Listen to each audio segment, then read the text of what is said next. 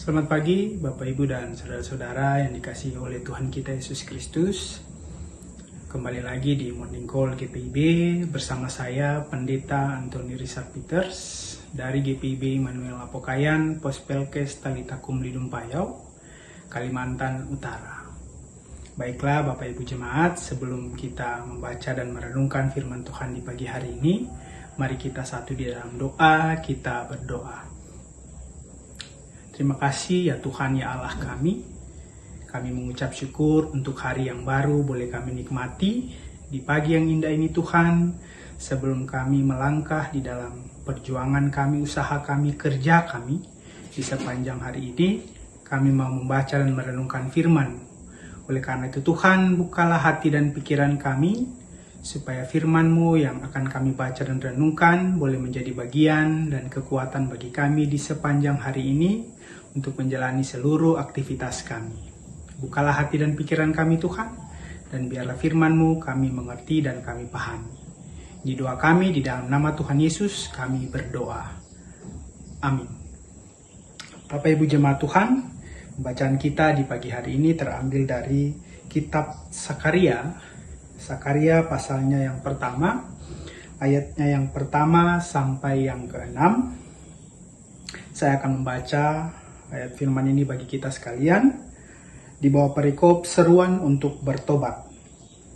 Dalam bulan yang ke-8, pada tahun kedua Samandarius, datanglah firman Tuhan kepada Nabi Sakaria bin Berekia bin Ido. Bunyinya, sangat murka Tuhan atas nenek moyangmu. Sebab itu katakanlah kepada mereka, beginilah firman Tuhan semesta alam. Kembalilah kepadaku, demikianlah firman Tuhan semesta alam, maka aku pun akan kembali kepadamu. Firman Tuhan semesta alam. Janganlah kamu seperti nenek moyangmu, yang kepadanya para nabi yang dahulu telah menyerukan demikian. Beginilah firman Tuhan semesta alam. Berbaliklah dari tingkah lakumu yang buruk dan dari perbuatanmu yang jahat. Tetapi mereka tidak mau mendengarkan dan tidak mau menghiraukan aku. Demikianlah firman Tuhan. Nenek moyangmu, di mana mereka? Dan para nabi, apakah mereka hidup untuk selama-lamanya?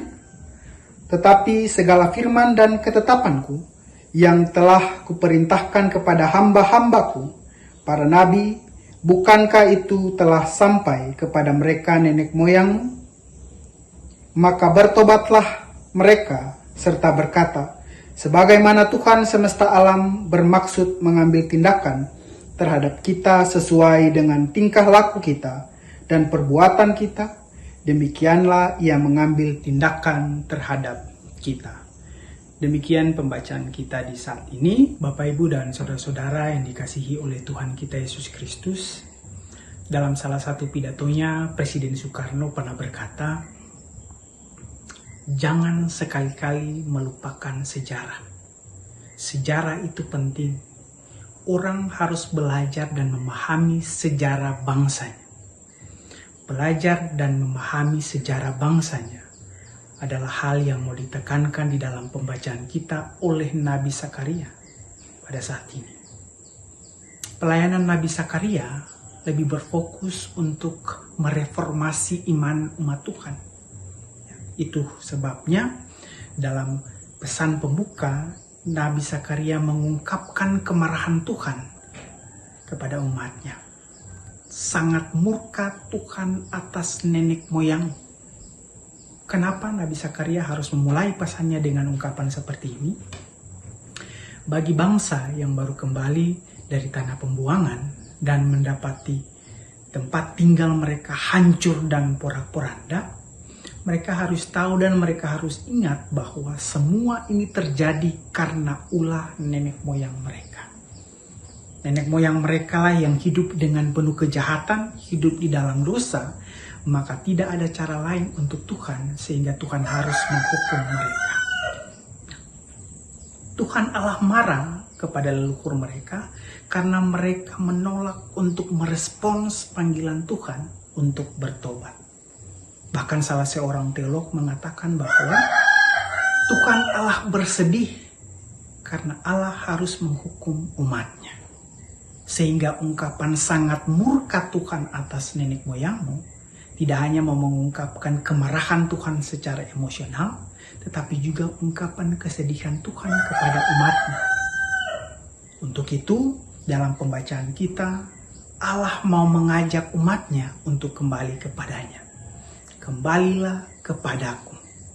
Kita lihat dalam pembacaan kita bahwa Allah selalu berinisiatif dalam pertobatan dengan manusia. Allah yang selalu memulai lebih dulu. Allah yang selalu mengajak lebih dulu.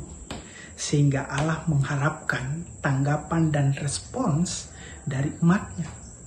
Maka aku akan kembali kepadamu.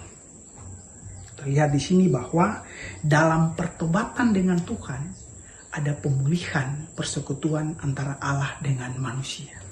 Dalam pertobatan dengan Allah ada pemulihan hubungan antara Allah dengan manusia. Oleh karena itu, ketika Allah bertemu dengan orang berdosa, Allah membuka tangan dan menyambut mereka. Ini berlaku bagi mereka yang mau merespons dengan iman dan penuh rasa penyesalan. Supaya hukuman itu tidak terjadi, maka di dalam bacaan kita juga, Nabi Zakaria mengingatkan dan menyampaikan pesan kepada bangsanya, supaya belajar dari sejarah bangsa mereka. Belajar dari pengalaman bangsa mereka. Belajar dari nenek moyang mereka. Nenek moyang mereka hidup dengan penuh dosa, menyembah Allah yang lain. Bahkan ketika Tuhan Allah mengutus nabinya untuk menegur mereka, bangsa itu tidak menghiraukan sama sekali. Begitu keras kepala, sehingga tidak ada cara lain. Maka Allah harus memakai hukuman untuk menyadarkan mereka. Kita belajar bahwa hukuman kepada umatnya adalah cara terakhir yang Allah pakai untuk menyadarkan umatnya. Sehingga pesannya untuk kita di saat ini bahwa apakah kita harus menunggu sampai teguran Tuhan datang kepada kita dulu baru kita mau bertobat? Jangan tunggu kita ditegur oleh Tuhan baru kita mau bertobat. Belajarlah dari pengalaman, baik pengalaman pribadi, pengalaman orang-orang di sekitar kita. Sesalilah dosa-dosa dan kesalahan yang pernah kita lakukan. Dan kembalilah kepada Tuhan, maka Tuhan akan kembali juga kepada kita. Tuhan akan bersama-sama dengan kita. Umat Tuhan yang sudah kembali dari tanah pembuangan, mereka merasakan kasih dan setia daripada Tuhan. Sehingga mereka diajak oleh Zakaria untuk hidup di dalam Tuhan dan mengaku segala kesalahan juga bertobat. Kenapa demikian? Zakaria mau mengingatkan bahwa manusia pasti mati, nabi-nabi pasti mati. Tetapi firman dan ketetapan Tuhan tetap kekal sampai selama-lamanya. Begitupun juga teguran dan hukuman Tuhan bisa terjadi kepada mereka yang baru kembali dari tanah pembuangan. Sehingga mereka diingatkan untuk memegang janji Tuhan. Dan juga percaya bahwa firman dan ketetapan Tuhan itu kekal. Begitupun juga penyertaan dan pengampunan Tuhan terbuka bagi setiap orang percaya yang mau mengaku dosa dan mau bertobat. Tuhan memberkati firman-Nya, Tuhan memberkati kita sekalian. Amin. Bapak, Ibu, dan saudara-saudara terkasih, mari kita satu di dalam doa. Kita berdoa. Terima kasih ya Tuhan, ya Allah kami.